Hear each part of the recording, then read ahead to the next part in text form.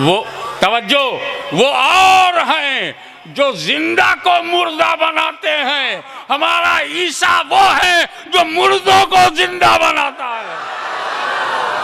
तो ईसा मसीह अलैहिस्सलाम को भेजा। लेकिन जब दुनिया का विकास होने लगा, जब जनसंख्या बढ़ने लगी, जब पूरी दुनिया में उत्तर से पूरब से पश्चिम, उत्तर से दक्षिण इंसान फैल गया,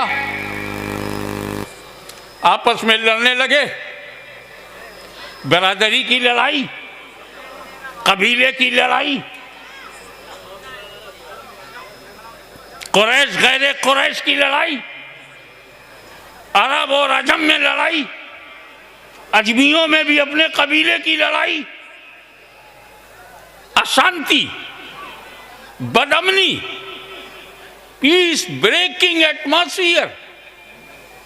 तब दुनिया ने समझा हुकूमत मिलने से काम नहीं चलेगा, शांति चाहिए, मन की शांति, दिमाग की शांति, दिल की शांति। अगर दिल में अशांति है, दौलत बेकार, प्रॉपर्टी बेकार, हुकूमत बेकार, सत्ता बेकार, आर्मी बेकार, सिस्टम बेकार, लोग बेकार। अगर मन में शांति नहीं है, अगर दिमाग में शांति नहीं, पूरी दुनिया लड़ रही है, खून खराबा कर रही है, ब्लड एंड शेड, बेगुनाहों को भी मारा जा रहा है, बच्चों को मारा जा रहा है। तब दुनिया ने समझा कि न दौलत में शांति है, न हुकूमत में शांति है, अब शांति ही चाहिए। तो ऐसे जमाने में, हमारे जमाने में, अमेरिका से लेके फिजी तक जब शांति की जरूरत, शांति शांति सलामती सलामती की जरूरत थी, तो मेरे रब ने मोहम्मद अरबी को भेजा।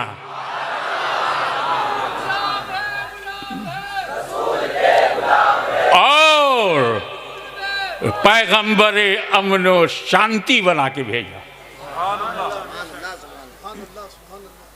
ऐसा नहीं है कि उन्होंने अपने नाम से धर्म चलाया हो। बहुत धर्म है जो किसी के नाम से हैं। यहाँ भी नाम लेते हैं, धर्म बाद में बताते हैं। हम पूछते हैं रिलीजन का नाम बताओ, तो पूरा मध्य प्रदेश चुप। रिलीजन का नाम बताओ। पुराना, ये कोई रिलीजन हुआ? कदीम, ये कोई रिलीजन हुआ? सनातन उसी का पर्यायवाची शब्द है।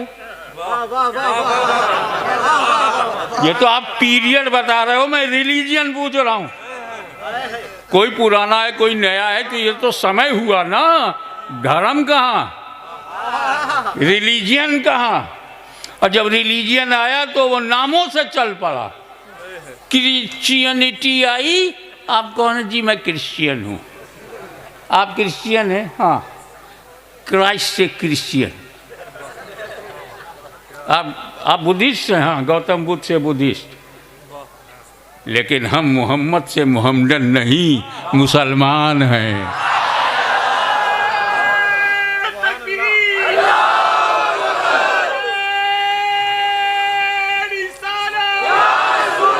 अब आइए सिर्फ 2 नारे लगाइए ताकि मेरा टाइम खा ना जाइए। हमने कहा था खाना खा कर आओ, ताकि नारों के माध्यम से मेरा समय ना खाओ। लगाओ बस, नारे तकबीर, नारे रिसालत, बेड़ा पार।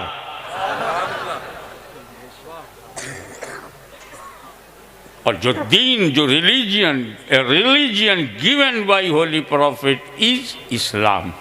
What do you mean by Islam? इसका नाम इस्लाम रखा। इसका नाम मक्कियन नहीं है, मदनियन नहीं है, अरबियन नहीं है, इसका नाम इस्लाम। ये है सलाम से, और सलाम समझाने की ज़रूरत नहीं, रोज़ करते हो। जब तुम किसी से मिलते अस्सलामु अलैकुम, क्या मतलब है? Peace upon you. क्या कहते हो? Peace upon you. वो जवाब में कहता वालेकुम अस्सलाम, पीस अपॉन यू टू। दिन भर रात भर हम सलाम ही भेजते रहते हैं, शांति ही देते रहते हैं। वो रिलीजियन जिसका मिजाज शांति हो, उस रिलीजियन में आतंकवाद नहीं आ सकता। ये अलग बहस है, उसमें मैं नहीं जाऊंगा कि टेररिज्म के माई बाप कौन है। सबसे ज़्यादा मुसलमान दुनिया में कहाँ हैं? इंडोनेशिया में। अगर इस्लाम में टेररिज्म होता तो इंडोनेशिया में क्यों नहीं है? अगर इस्लाम में टेररिज्म होता तो मलेशिया में क्यों नहीं है? तब आप टेररिज्म का एरिया कहाँ है? वेस्ट एशिया, पश्चिमी एशिया, जिसे हम मशरिक़ वस्ता कहते हैं, कौन सा एरिया है?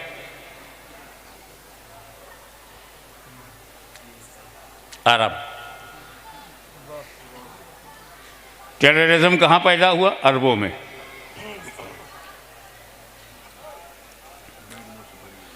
सबसे ज़्यादा अरब में कौन है? हिंदू हैं, मुसलमान हैं कि ईसाई? सबसे ज़्यादा कौन है? मुसलमान है। और टेररिस्ट सब मुसलमान हैं और मुसलमानों को मार रहे हैं। तो क्या इस्लामी आतंकवाद इस्लाम को मिटाने आया है? सोचो, जहाँ पैदा हुआ, जो मारे जा रहे हैं वो मुसलमान, जो मर रहे हैं वो मुसलमान, जो मार रहा है वो मुसलमान। ये क्यों ऐसा है? 3 बातों पे ध्यान रखना, फिर आगे बढ़ जाता हूँ। जहाँ टेररिज्म पैदा हुआ, आतंकवाद ने जन्म लिया, सब मुसलमान हैं। और वहीं टेररिज्म है और वहीं तेल का भंडार है। तो इस्लाम की वजह से टेररिस्ट पैदा हुए हैं या तेल की वजह से? तुम अल्लाह रसूल का दामन मजबूती से पकड़ो, हम उनका तेल निकाल लेंगे।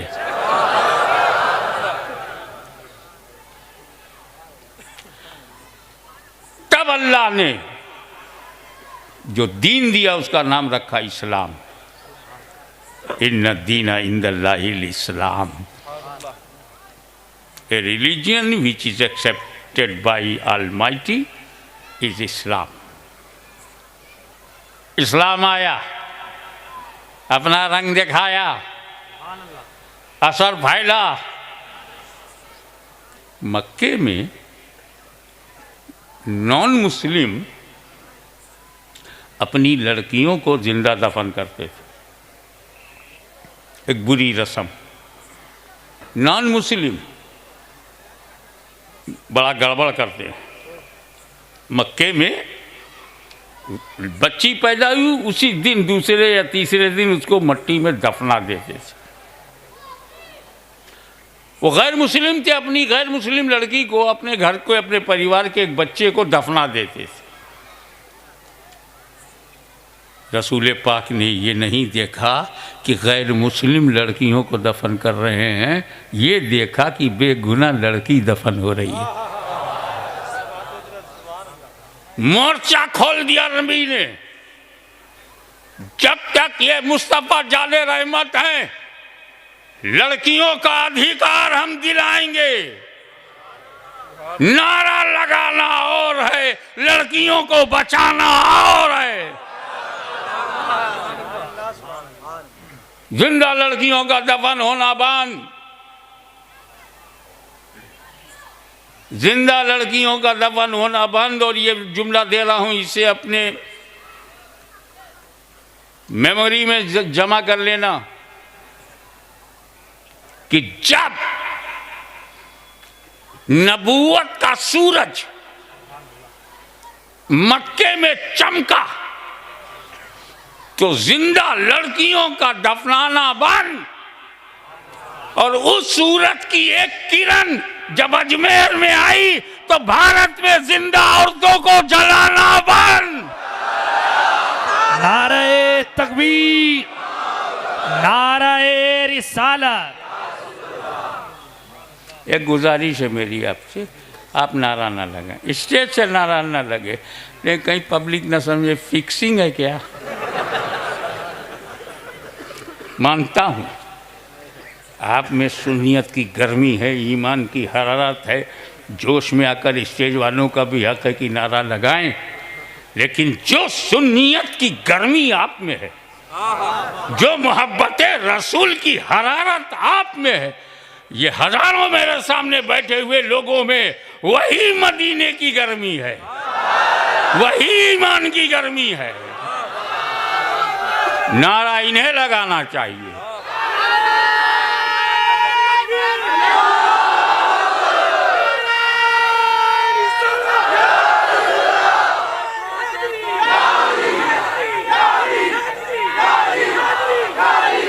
और नारा इसलिए लगाने का आपका हक है, आप मेरे लिए आए हैं, मैं तुम्हारे लिए आया हूं।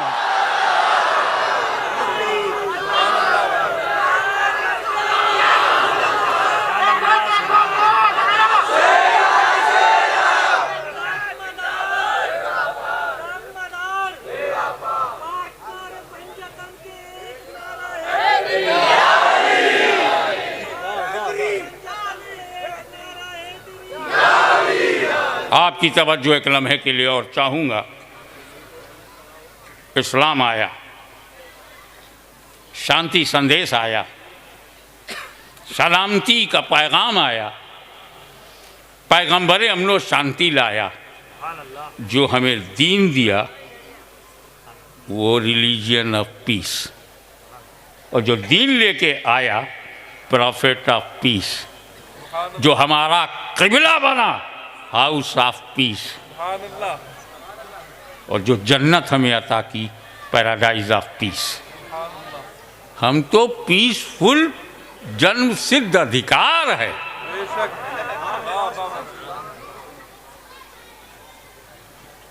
अब इस्लाम फैलाना है। एग्रीकल्चरल पॉइंट ऑफ व्यू से देखो, एक दाने को 20 दाना कैसे बनाते हैं, एक आबादी में एक मुसलमान से 1000 मुसलमान कैसे बनाते हैं, ये कृषि का सब्जेक्ट है, एग्रीकल्चरल है। और आप खेती बाड़ी वाले हो, मेरी मिसाल को अच्छी तरह समझोगे। जो उदाहरण मैं दे रहा हूँ, क्या दे रहा हूँ, उदाहरण, कोई और हरण ना समझ लेना। 14 साल याद आए। एक मिसाल दे रहा हूँ।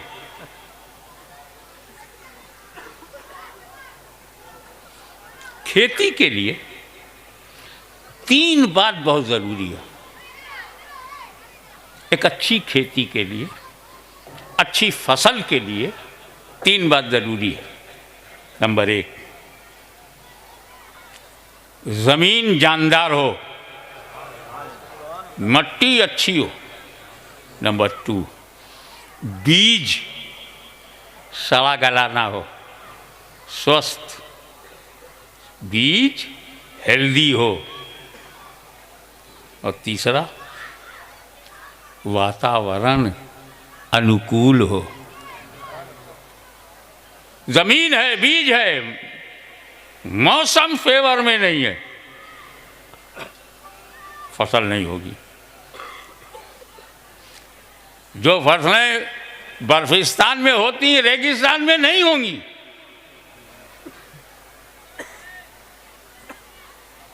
जो चाय दार्जिलिंग की पहाड़ियों में पैदा होती है, अगर उसको तुम डिस्ट्रिक्ट खरगोन में लाओगे, बकरी भी नहीं खाएगी। जो बासमती पंजाब में पैदा होता है, उसे अगर यूपी बिहार में लाओगे तो मोटा भात हो जाएगा। तो अच्छी फसल के लिए जमीन अच्छी हो, जैसी जमीन होती वैसा बीज। पंजाब की जमीन पर अलग बीज है, बिहार की जमीन पर अलग बीज है, चावल ही पैदा करना है, बंगाल की जमीन पर अलग बीज है। और बीज से ही फसल होती है। जब रसूल पाक ने सोचा कि इस्लाम को अरब के बाहर कैसे भेजा जाए और इस्लाम की खेती कैसे डेवलप करे, तो अपने बीज भंडार से जो बीज चुना और इराक के बेवफाओं को समझाने के लिए भेजा, उसी बीज को गौसे आजम कहती है। ये कूफा वाले, ये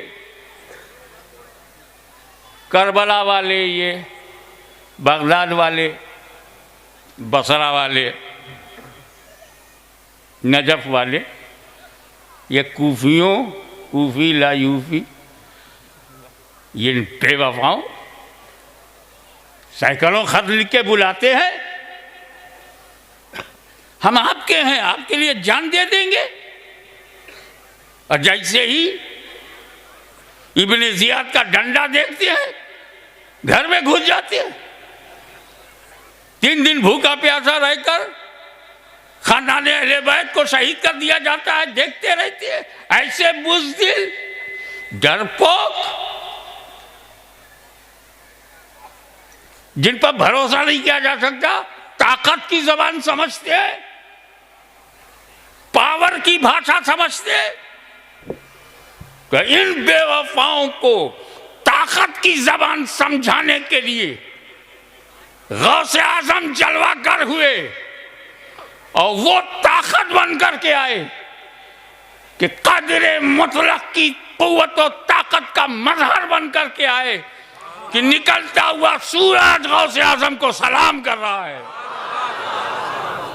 ठोकरों से जिंदगी दे रहे हैं, फरमा रहे हैं कि मेरा कदम वलियों के कंधे पर है।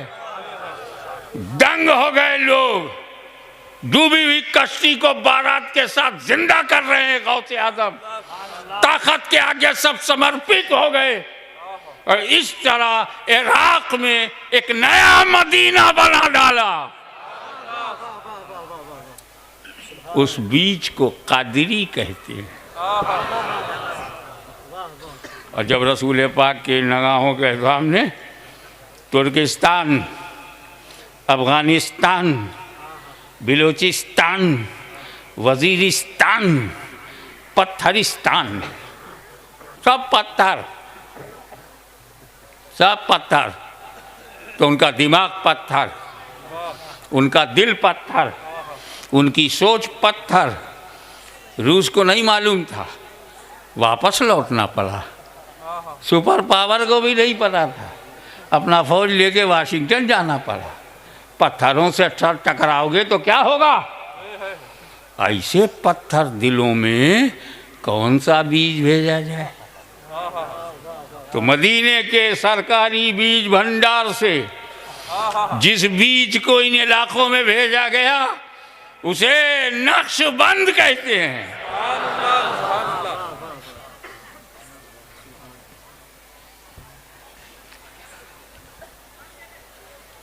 दुनिया के जाहिलों, काहिलों, मजबूरों, बेकसों, समाज में जिनकी कोई इज्जत ना हो, उनमें जिंदगी डालने के लिए जिस बीज को मदीने से भेजा गया, उसे जिंदा शाह मदार कहते हैं, कुतुबुल मदार कहते हैं। और आज भी अपनी कब्र में है, लेकिन जुबान पर जिंदा शाह मदार कहा जाता है। जब तुम कुतुबुल मदार को जिंदा कहने पे मजबूर हो तो उनका रसूल जिंदा क्यों नहीं होगा। फिर हुजूर के सामने भारत आया। उस वक्त ये भारत जो है उतना ही नहीं था जितना आज है, काफ़ी कट पिट गया। वरना हिंदुस्तान बड़े सगीर था, उपमहाद्वीप। नेपाल भी कट गया, अफ़गानिस्तान भी कट गया, बर्मा भी कट गया, फिर पाकिस्तान कट गया, फिर बांग्लादेश कट गया और श्रीलंका भी कट गया। जब ये एरिया नबी के सामने आया कि भारत में कौन सा बीज भेजा जाए, क्योंकि भारत का वातावरण संगीतमय है। ये जमीन भक्ति की भावना से डूबी हुई है, भक्ति भावना से प्रेरित है। ये मट्टी भारत की हवा में प्रीत है, मीत है, गीत है, संगीत है। ऐसे क्षेत्र में कौन सा बीज भेजा जाए जो इन प्रेमियों को, इन भक्तियों को, इन मोहब्बतों को, इन सुरों को, इनके सरों को, इनके दिलों को कैसे इस्लाम में लाया जाए। संगीत वाला देश, मीत वाला देश, प्रीत वाला देश, गीत वाला देश, कौन सा बीज यहाँ भेजा जाए। तो मदनी सरकार के भंडार से जो बीज भेजा गया भारत में, उसी को ख्वाजा मोइनुद्दीन कहते हैं।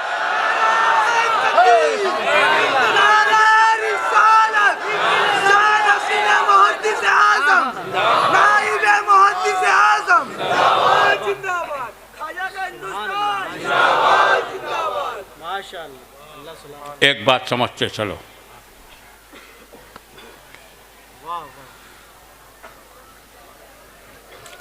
जो पैदा होता है, हम जो जोर देते हैं मीलाद पे, तो मीलाद माने पैदा होना। अरबी में मीलादुन नबी यानी बर्थ ऑफ प्रॉफिट। मीलादुन नबी मतलब पैगंबर का जन्म, बर्थडे, जन्मदिन। और मीलाद क्यों मनाते हैं? क्योंकि हम अपने रसूल से बहुत मोहब्बत करते हैं। और मोहब्बत में एक गलती हो जाती है, दर्जा बढ़ा देना। कुछ लोगों ने हज़रत अली से इतनी मोहब्बत की कि उन्हें मासूम बना दिया। कुछ लोगों ने और ज़्यादा मोहब्बत की, खुदा बना दिया। हम नहीं चाहते कि हमारे रसूल को कोई खुदा कहे, इसलिए हम कहते हैं रसूल का पैदा होना मनाते रहो। हम कहते हैं रसूल का पैदा होना मनाते रहो, जन्मदिन मनाते रहो, क्योंकि जो पैदा होता है वो खुदा नहीं होता।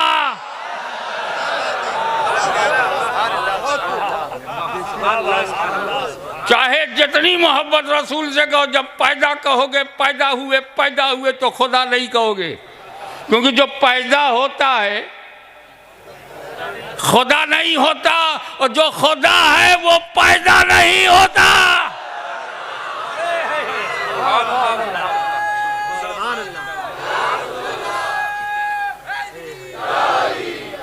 खुदा का जन्मदिन नहीं, और जन्मदिन मनाते हो तो मानो खुदा नहीं है। खुदा है तो पैदा मत बोल, और पैदा है तो खुदा मत बोल। वो बोल जो इस्लाम बोलता है। क्या बात, क्या इशारा है।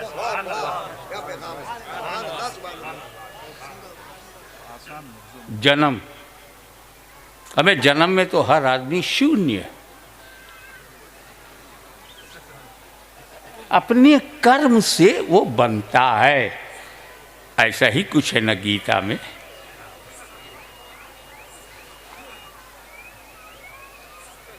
कर्म सर्वश्रेष्ठ है, और ये भी तो है कि अगर कोई अपने कर्तव्य पालन से विचलित हो जाए तो मनुष्य के रूप में भी वो पशु है, उसका वध पशु वध है, मानव वध नहीं है।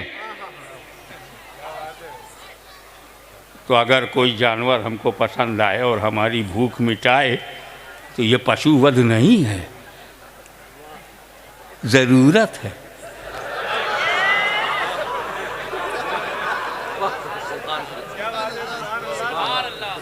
इसीलिए हम जिसके पेट से पैदा हुए, जिसकी कोख से हमने जन्म लिया, वो अकेली मेरी माता है।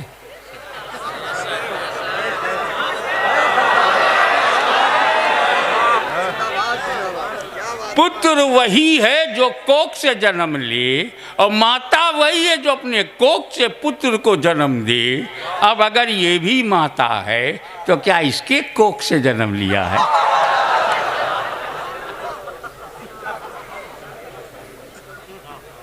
एक बात स्पष्ट है, माँ का दर्जा बहुत हाई फाई है, माँ का हक ज्यादा है, बाप की शान ज्यादा है। तो शान वाले बाप को भी मेरे नौजवान लोग कभी अपने बाप को ना बोलना और ना अपनी माँ को। उसका दूध पिया है। जानते हो हम बहुत लायक बेटे हैं, हम सब कितने करोड़ हैं भारत में, सब बड़े लायक हैं।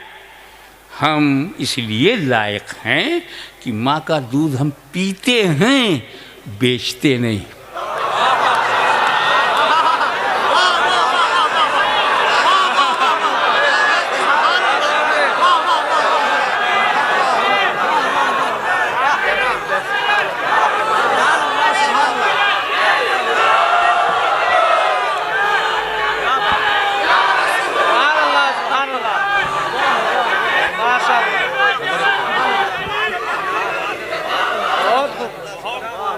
इस्लाम पर हमला करने वाले लोगों ज़रा कान खोल के सुन लो, तुम बोलोगे तो हम छोड़ेंगे नहीं। इसलिए कि जब तक फातिमा का खानदान है भारत में मुसलमान है।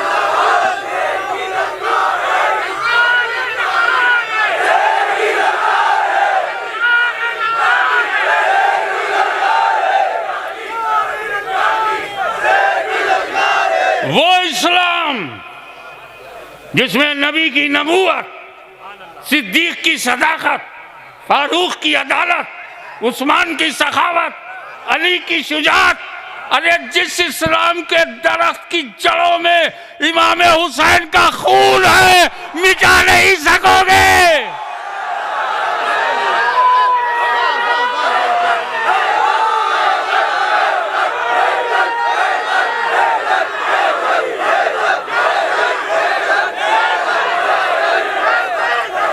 खुलकर इसलिए बोल रहा है कि बोलने वाला किसी नो मुस्लिम का नहीं, फातिमा का लाल है।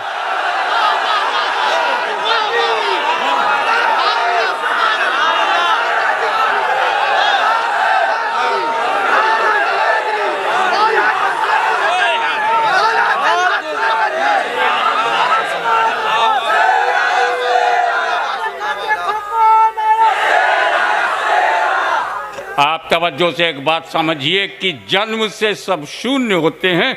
अपने कर्म से कोई पुलिस होता है, कोई चोर होता है, कर्म से कोई राजा बनता है, कोई रंक बनता है, कर्म से कोई मंत्री बनता है, कोई संतरी बनता है, कर्म से ही चरित्र निर्माण बाद में होता है। बच्चा पैदा हुआ तो जीरो, और जब उसने कोई काम किया देश हित में किया, भारत को सुरक्षा दिया, भारत शांति फैलाई, भारत को अपना समझा। हमें मुसलमान से ज़्यादा भारत को अपना कौन समझ पाएगा? जीते जी भारत की ज़मीन पे, और मर जाए तो 2 गज भारत ही की ज़मीन में। हम दरियाओं में तैरते हुए नहीं मिलते।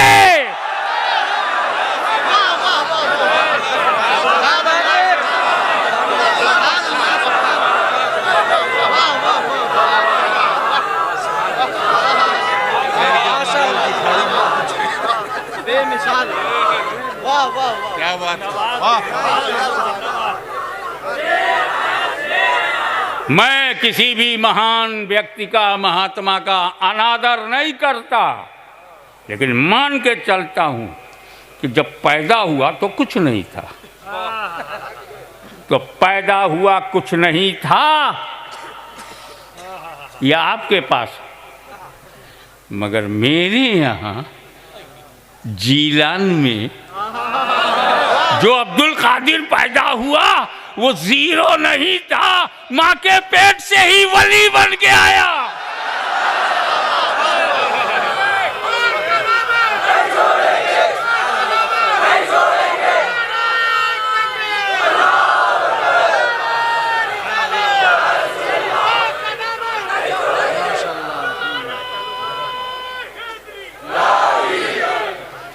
हमारा जो नबी आया,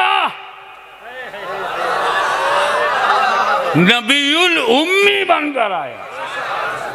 कहते हैं माँ को, उम्मुल मोमिनीन, मोमिनीन की माँ।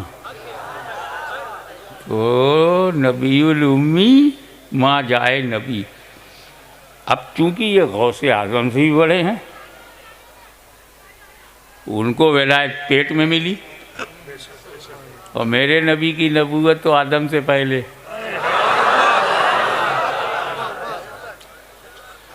मैं मौलवी हजरात की तरह मैं भी पढ़ देता हूँ, कुन्तु नबियों व आदम व बैनल माए व तीन, I was prophet, I was prophet. मैं नबी था। कब? Adam was between soil and water. Adam अलैहिस्सलाम पानी और मिट्टी के दरमियान थे, नॉट कंप्लीटेड। तो हज़रत आदम के कंप्लीट होने से पहले नबी हुजूर सल्लल्लाहु अलैहि वसल्लम आदम से पहले। सुना है नहीं उलमाए कराम से? अब मेरी सुनो। अरे मस्तान के सामने मस्त होके सुनो, मस्त होके सुनाऊं।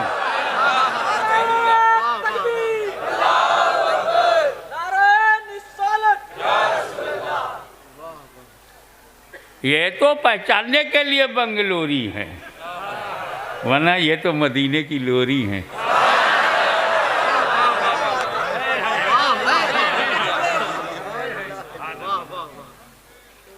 जो खुदा तक पहुंच गया, खुदाई उसकी। और ये मेरा नसीब है कि मैं बोल रहा हूँ, वो सुन रहे हैं। और वलियों की आदत है, जिस चीज़ से खुश होते हैं खाली नहीं जाने देते। देखूं कल क्या महसूस होता है। फैजान तो अभी से लग रहा है। बोल रहा हूँ या बुलवा रहे हैं?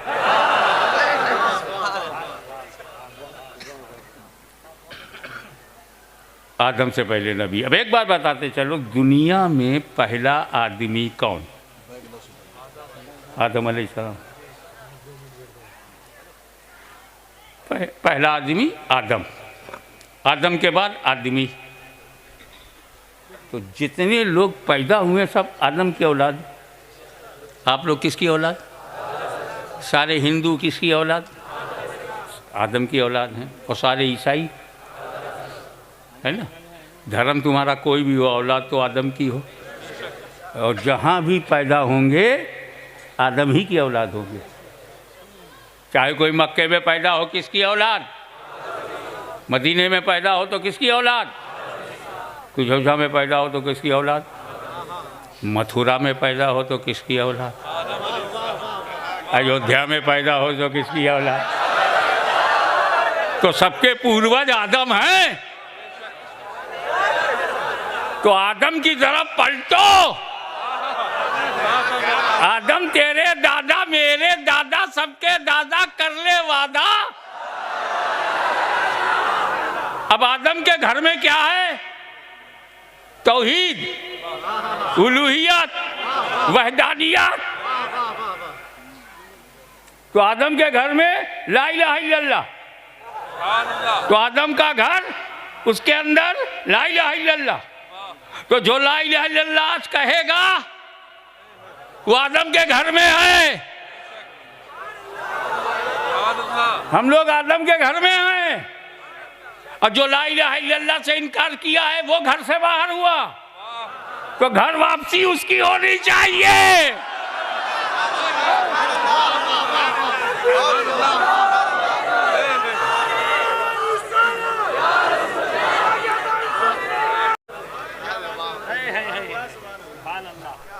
तो आदम के बाद आदमी है। आदम से पहले कोई आदमी, आदम से पहले कोई इंसान। अब उलमाए किराम की तवज्जो चाहूँगा, इंशाअल्लाह आपकी भी समझ में आता जाएगा, क्योंकि मैं आपकी ही अस्तर से बात कर रहा हूँ। तो आदम से पहले कोई बशर नहीं है। और हुजूर कहते हैं मैं आदम से पहले नबी। तो जो आदम से पहले वो बशरियत से पहले, जो आदम से पहले वो आदमियत से पहले, जो आदम से पहले इंसानियत से पहले। और जब इंसानियत से पहले होंगे तो इंसान कैसे होंगे? बशरियत से पहले होंगे तो बशर कैसे होंगे? इसका मतलब ये है कि हुक्म नबूवत के लिए, हुक्म नबूवत के लिए बशरियत जरूरी नहीं, ऐलाने नबूवत के लिए बशरियत जरूरी है।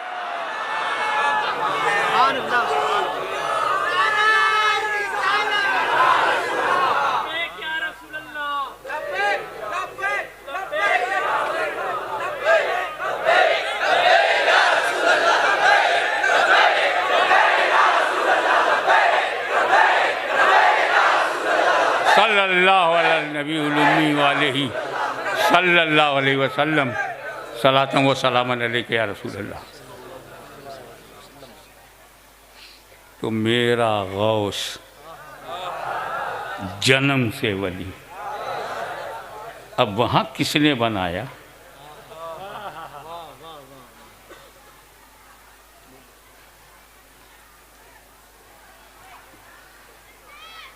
कुछ महीने के बाद रमज़ान आ गया, सबने रोज़ा रखा, इन्होंने भी रखा। क्योंकि भूखा रहने की तो उम्र शरीयत में है नहीं। भूखा वही रहेगा जो आकिल हो, जो बालिग हो। नमाज के लिए शर्त है आकिल हो, बालिग हो। हज के लिए शर्त है। न खाने के लिए कौन सी उम्र है? कि जहाँ छूट थी वहीं पर अमल था। पैदा होते ही नमाज नहीं पढ़ी, रोज़ा रखा। रोज़ा में ना खाने का नाम रोज़ा है। और जैसे ही मगरिब की अजान हुई, ज़ोर ज़ोर से चिल्लाने लगे, demand, my holy mother come to me and feed me. माँ ने लिया, गोद में दूध पिलाया, खुद भी रोज़ा खोल रहे हैं, बेटा भी रोज़ा खोल रहा है। इफ्तार माँ भी कर रही है, बेटा भी एट दी सेम टाइम।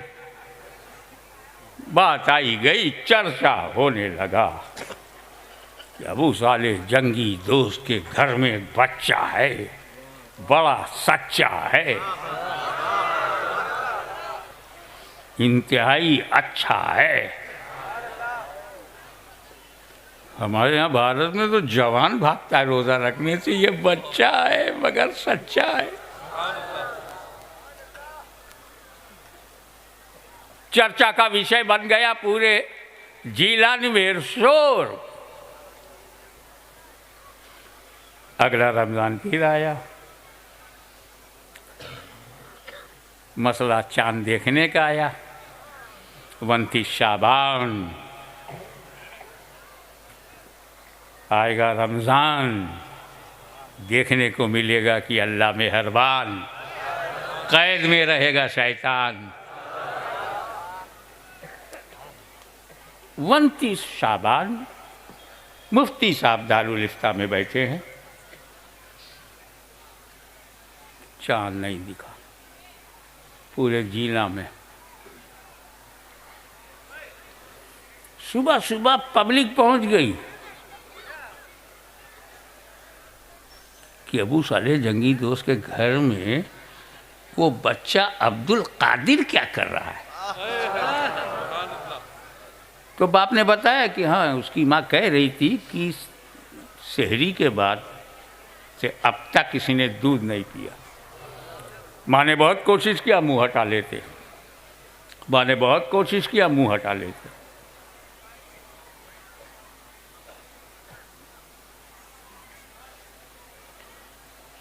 तब मन में आया, हो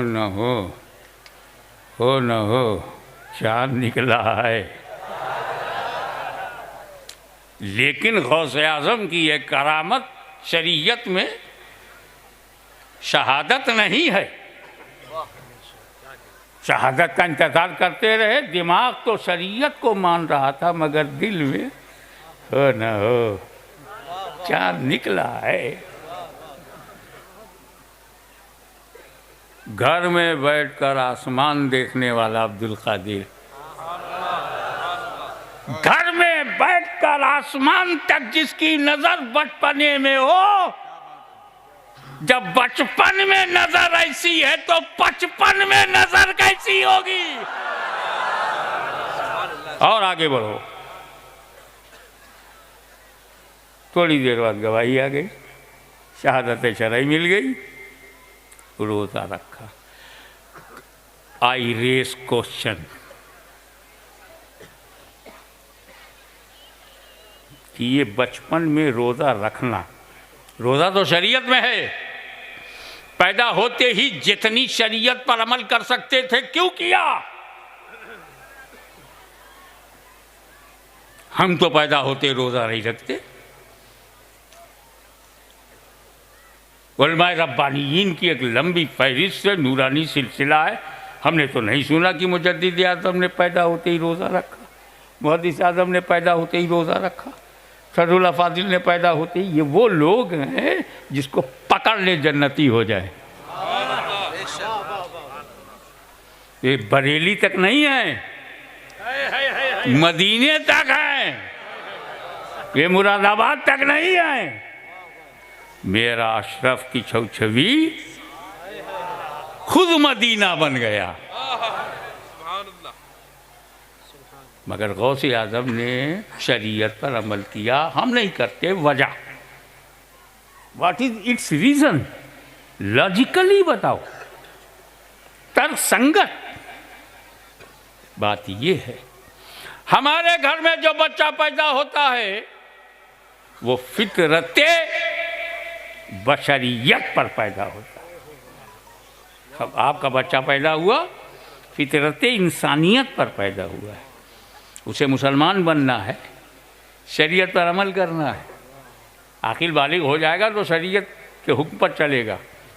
हमारे घर में बच्चे पैदा होते हैं फितरते बशरियत पर पैदा होते हैं, आगे चलकर शरीयत के मुताबिक होना है। और गौसे आज़म फितरते शरीयत पर पैदा हुए हैं, आगे चल के मसीहत पर अमल करना है। इसका वाज़ेह फर्क यह है कि जब हम कुछ पीते हैं तो शरीयत से पूछते इजाज़त है कि नहीं। हम जब कुछ खाते हैं तो शरीयत से पूछते हैं इजाज़त। झटके का गोश्त है, शरीयत ने कहा ना खाओ। ये खिंजीर है, ये शरीयत ने कहा ना खाओ। ये कुत्ता बिल्ली है, शरीयत ने कहा ना खाओ। पर अच्छा अच्छा तो खाओ।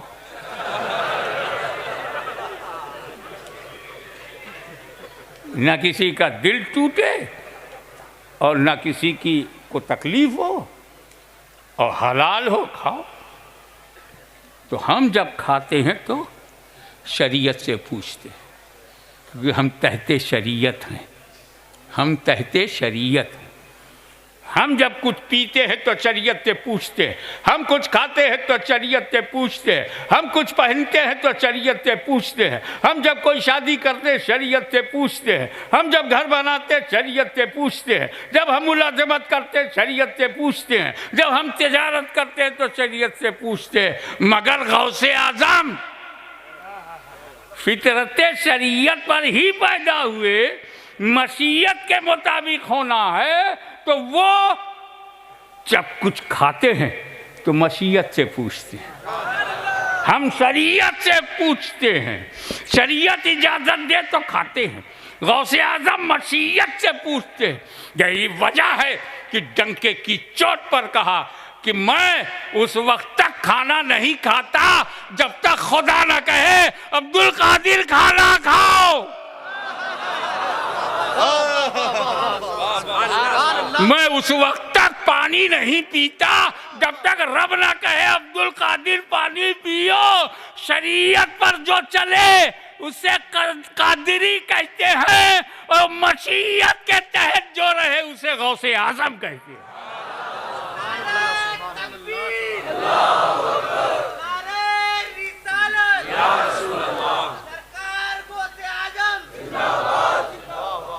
अब आइए इस बात पर कि भारत में बाहर से दो किस्म के मुसलमान आए। गड़बड़ मत करो।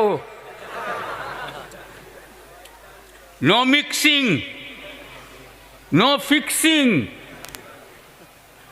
देसी घी को डालडा मत बनाओ, जानवर को अम्मा मत बनाओ।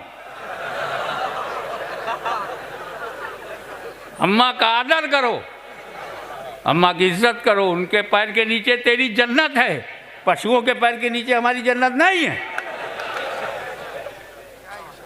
खुल के इसलिए बोलता हूँ कि तुम भी बोलने लगे हो, तो जैसी कहोगे वैसी सुनोगे। अगर यजीद आता रहेगा तो हुसैनी भी आते रहेंगे।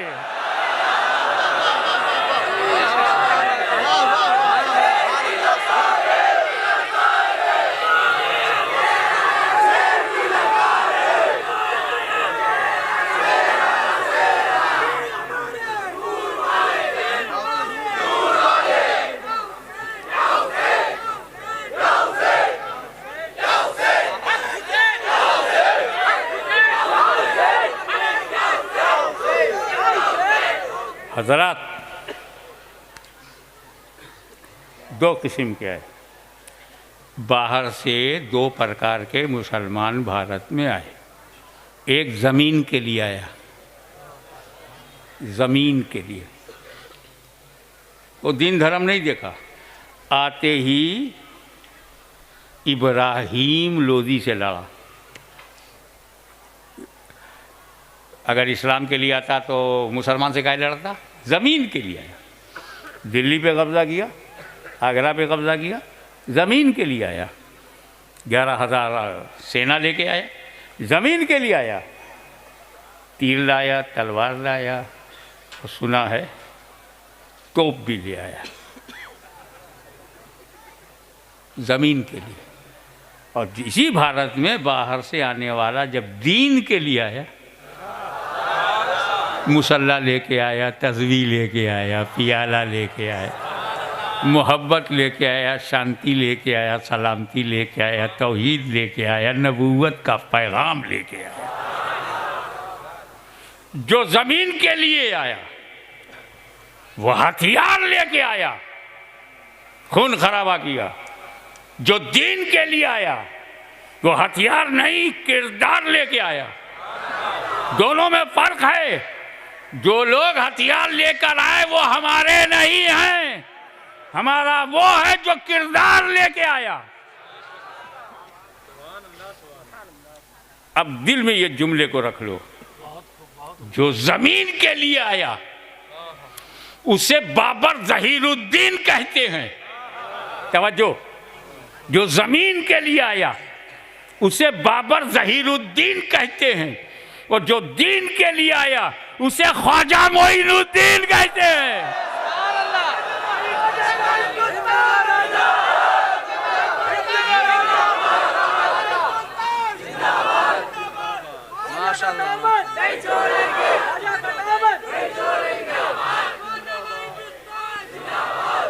हमसे कोई भारत की धरती छोड़वा नहीं सकता, यह हमारा जन्म सिद्ध अधिकार है। हम देश प्रेम का नशा रखते हैं, हमारे अंदर हुब्बुल वतनी है, पैट्रियटिज्म है। ये हमारा देश है, इसे हम न बिगड़ने देंगे न बिखरने देंगे, क्योंकि हम ज़हीरुद्दीन की नहीं, ख्वाजा मोइनुद्दीन की रूहानी औलाद हैं। ऐसा कैसा होगा कि अजमेर में मोइनुद्दीन हो और भारत में मुसलमान ना हो?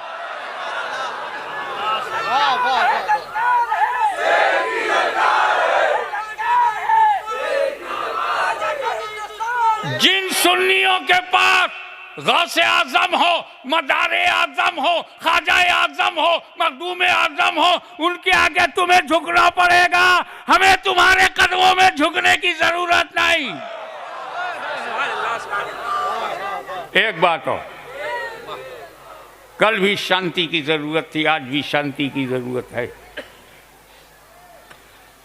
और हमें शांति का सबक, हमें शांति का पाठ जो ख्वाजा मोइनुद्दीन ने पढ़ाया है वो सुनो। अब भारत में आना है तो कहाँ जाएं? कौन हृदय सम्राट है, कौन शक्तिशाली है? हम लोग जब घर रहते हैं तो कहते हैं यार अपने एरिया में होता तो अच्छा था। वो भी जब मकान ढूंढते हैं मुस्लिम एरिया में आते हैं, कहीं नहीं यहाँ तो सब गोश्त की महक आएगी, अपना एरिया होता। अबे एरिया वालों, कब भारत वाले बनोगे? तो ख्वाजा साहब क्या कह रहे, सबसे डेंजर जगह कहाँ है, सबसे खतरनाक जगह कहाँ है? बोले बहुत, आंख बंद करके तीर चलाता है। आंख बंद करके जब तीर चलाता है लोगों को अर्जुन बाण याद आता है। अल्लाहू अकबर, ऐसा कहा जाता है। उसी के राज में आए, अना सागर के सामने डेरा जमा दिया, क्योंकि वजू जरूरी है, पानी जरूरी है। राजा के सेना नूरानी शक्लों को पहचान नहीं पाए। जो अंधेरे में रहे वो उजाले को क्या जाने। ये कौन सी नई सूरत है, नया मॉडल है? ऐसा तो उन्होंने देखा ही नहीं, क्योंकि जन्नती सामने आया ही नहीं।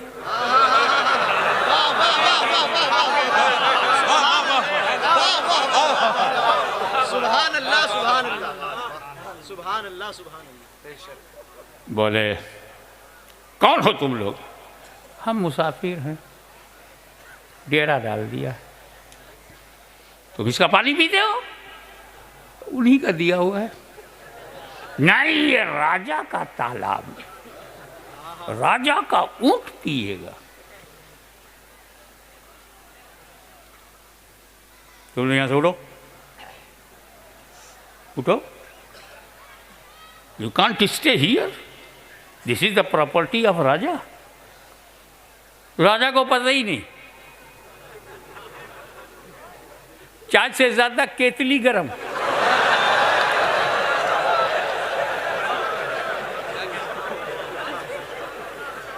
राजा नहीं बोलता, दिल्ली में खामोश है, चाय खामोश है, केतली सड़कों पे है।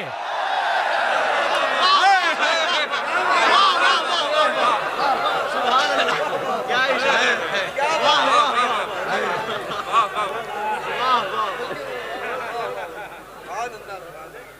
उठ जाओ, तो यू कांट सिट हियर, तुम यहाँ नहीं रह सकते। गरीब नवाज ने क्यों, यहाँ ऊंट बैठेंगे। ओके, शांति संदेश लेके आए, झगड़ा नहीं। No pressure in religion. लाई करा हाफिजुद्दीन, खड़े हो गए। अच्छा, तो फिर ऊंट ही बैठे, चले गए दूर। शाम हुई, ऊँटों को तबेले में ले जाना। ऊँटों का उठाया, ऊँट उठ ही नहीं रहा। मारने लगे तब भी नहीं उठ रहा, डंडा टूट गया, ऊँट उठता ही नहीं। मैंने आलमे ख्याल में ऊँट से पूछा, तू बैठा क्यों, बैठा क्यों? का राजा के हुक्म से। उठता क्यों नहीं? ख्वाजा के हुक्म से। सुभान अल्लाह, सुभान अल्लाह।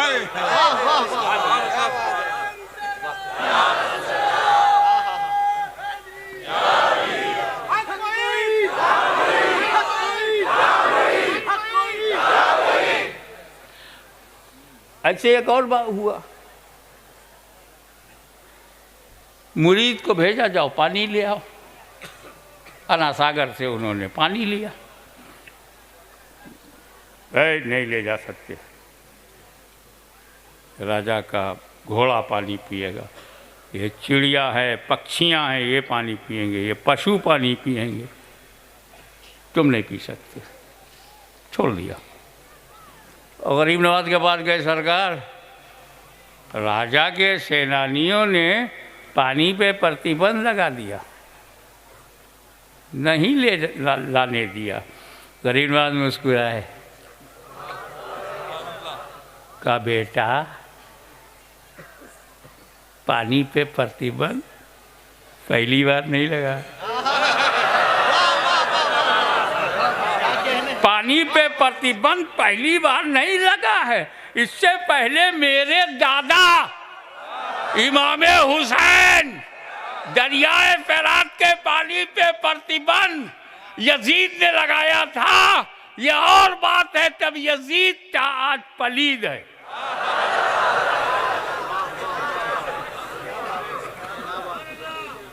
गरीब नवाज ने क्या किया?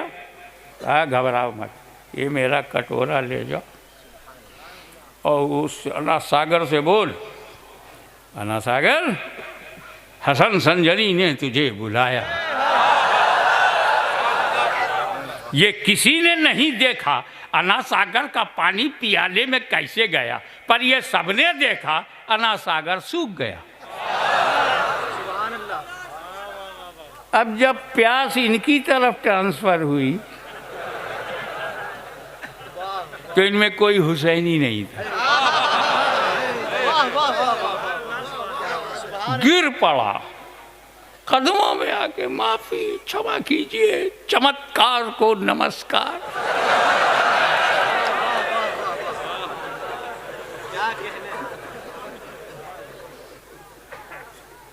शांति संदेश लाए थे, भारत में शांति स्थापित करनी थी, आत्मा का शुद्धिकरण करना था, मन को शांत करना था, मस्तिष्क को शांत करना था और सलामती का पैगाम समझना था। कुछ नहीं कहा, माफ कर दिया, कहा जाओ प्याला उंडेल लो। ये किसी ने नहीं देखा कि प्याले से पानी कैसे अना सागर में गया, पर ये सबने देखा कि अना सागर लबालब भर गया। सवाल करने वाले ने मुझसे पूछ लिया, और यही मेरी तकरीर का आखिरी टुकड़ा बड़ा कीमती है। सवाल करने ने मुझसे पूछ लिया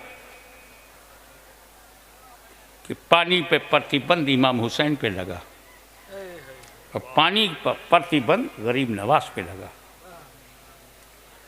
इमाम हुसैन के बेटे के बेटे के बेटे के बेटे पूरा शजरा हो तो लाइन पता चले कि बेटे गरीब नवाज इमाम हुसैन की औलाद, गरीब नवाज के वालिद के वालिद के वालिद के वालिद के वालिद, आखिर बिल आखिर इमाम हुसैन। दादा पे प्रतिबंध लगा तो प्यासा रहा, पोते पर लगा तो पानी खिंचवा लिया। तो गरीब नवाज का दादा करबला के मैदान में पानी को हुक्म क्यों नहीं दिया कि खेमे में आ जाए? पानी खुशी से उछलता हुआ आता।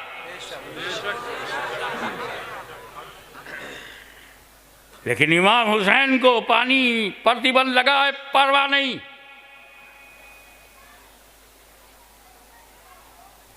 डटे हुए हैं अपने मौक़िफ़ पे, जमे हुए हैं अपने इरादे पे।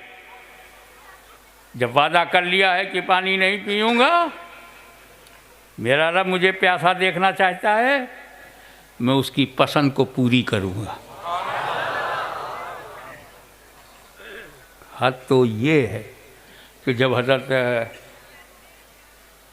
अब्बास ने कोशिश किया मुश्किज़े में पानी लेके पहुंच जाऊं, तो इरादे हुसैनी मजबूत है, पानी खेमे तक नहीं आया। तफसील अलग है, लेकिन खेमे तक पानी नहीं आया। जहाँ जहाँ से पानी आ सकता था, इमाम हुसैन की रूहानियत ने नहीं आने दिया, ताकि जिस रूप में मेरा रब राजी है उसी रूप में रहूंगा। यह अटल फैसला था। एक खदशा था, सरकार बुरहानपुर के शहजादे यहाँ मौजूद है, ये मैं आपको नजर करता हूँ। एक खदशा था, वो खदशे का नाम अली असगर था। अली असगर। तो क्या इंतज़ाम किया? अली असगर को हमेशा गोद में रखा। क्या बात है, सुभान अल्लाह, सुभान अल्लाह। क्या बात, कभी उमेर रुबाब की गोद में है, कभी क्या बात है, कभी अपनी फूफी की गोद में है, कभी माँ की गोद में है, कभी अब्बास ने गोद लिया, कभी इमाम हुसैन ने गोद लिया। और जब सब थक गए और सबको सोना है, तो सब ज़मीन पे सो रहते थे। इनके लिए एक झूला बनाया गया, झूले पे लेटाओ अली असगर को, ज़मीन पे नहीं। इमाम ज़ैनुल ज़मीन पे लेटे, अब्बास ज़मीन पर लेटे, अली अकबर ज़मीन पे लेटे, कासिम ज़मीन पे लेटे, सैयदा ज़ैनब ज़मीन पर लेटी। आखिर अली असगर को ज़मीन पे क्यों नहीं रखा गया? क्योंकि खदशा था, अली असगर प्यासा है, अगर ज़मीन पर लेटाया तो इसकी एंडियों की रगत से कोई नया कुआं ना आ जाए। क्या बात है, क्योंकि इसी का दादा काबे में जब प्यासा था, माँ पानी ढूंढती रह गई, पलटी तो देखा इस्माइल अलैहिस्सलाम की एंडियों की रगत से आबे ज़मज़म वजूद में आ गया।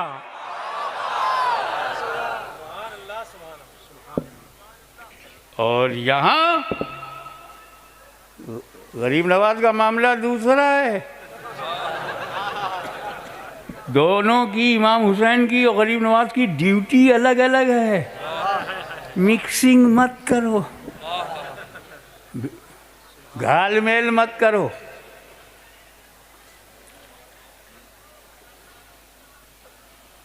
दोनों की ड्यूटी अलग थी। इसी पर बात ख़त्म कर दूं। इमाम हुसैन करबला में गए,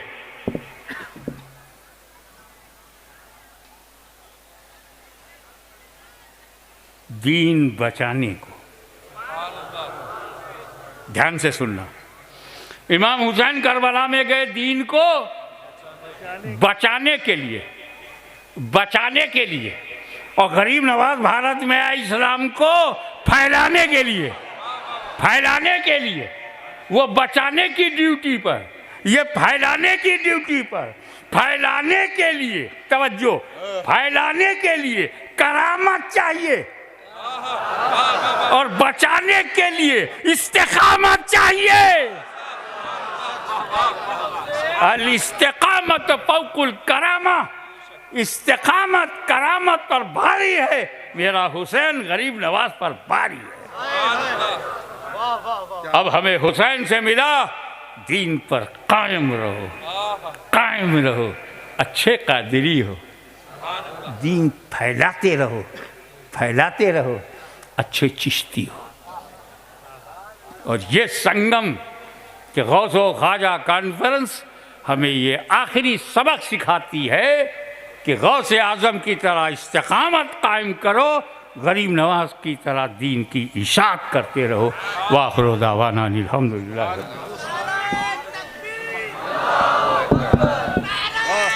एक ही बल पर या नबी सलाम अलैका, या रसूल सलाम अलैका, या हबीब सलाम